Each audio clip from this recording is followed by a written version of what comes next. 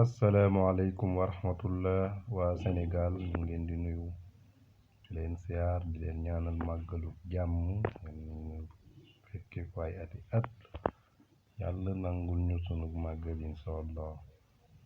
waaw xam nga bi góor gi kenn xamul lan la.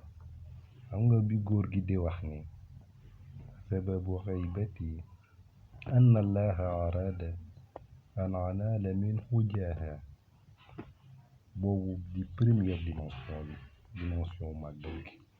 an anaala minhu jaaha wa an akuna xaadiman fi dawmi di deuxième dimension màggal gi. wa an akuna saafian li qawmi di troisième dimension ci màggal gi. xamuloo ni màggal gi yëpp trois dimension la am.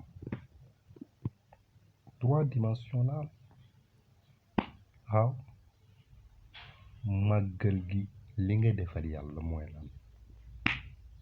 li nga defal yàlla sunu boroom ci màggal gi. li nga defal yonent bi sallallahu alayhi wa sallam ci màggal gi. ak li nga defal nit ñi ci màggal gi. déglu leen bu baax. xamuma ba léegi li nga defal sëñ bi.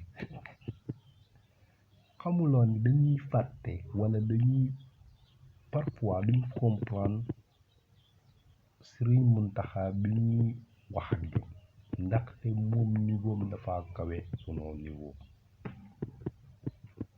suy wax ne nañ sant sëñ bi di ko sant di sant sëñ bi ba jouru màggal ñu santale ko la yàlla.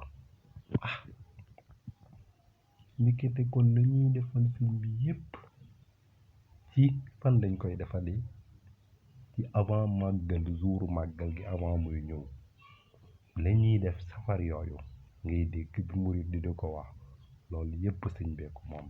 jour màggal gi nag ci defal ko yàlla ak yonent bi ak nit ñi.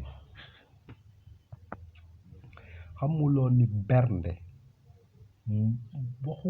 waxuma ndaxte sëñ bi ñam joxe ñam moo gën a gaaw ci màggal joxe ñam ci sax moom lañu santaane.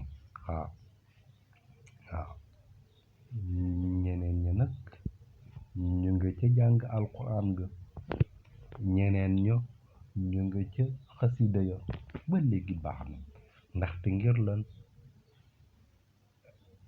arada an anaala minhu jaaha dimension boobu lañoo topp ñoom ba léegi baax na. ñeneen ña ñu nga ca sallallahu alayhi wa sallam julli ci yonent bi. wa an akuna saafihan wa an akuna xaadiman fi dawmi ñu nga ca dimension boobu. ñeneen ña nag ñu nga ca kafe ya ñu nga ca bernde ya. wa an akuna saafihan li qawmi ñu nga ca dimension boobu. ñetti dimension la. li nga jëfal yàlla, li nga jëfal yonent bi, li nga jëfal nit ñi jour màggal gi laa wax. waaye avant màggal gi di jot lépp loo fi mas a def lépp loo fi def xamal ni góor gi la ñuy sant ñun.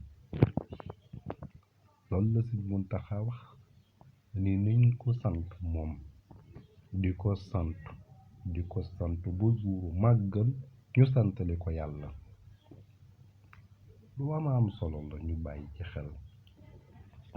su ko defee nag bàyyi ci xel xam ne mbir yi nag mu ngoog wallaay jërë ngeen jëf.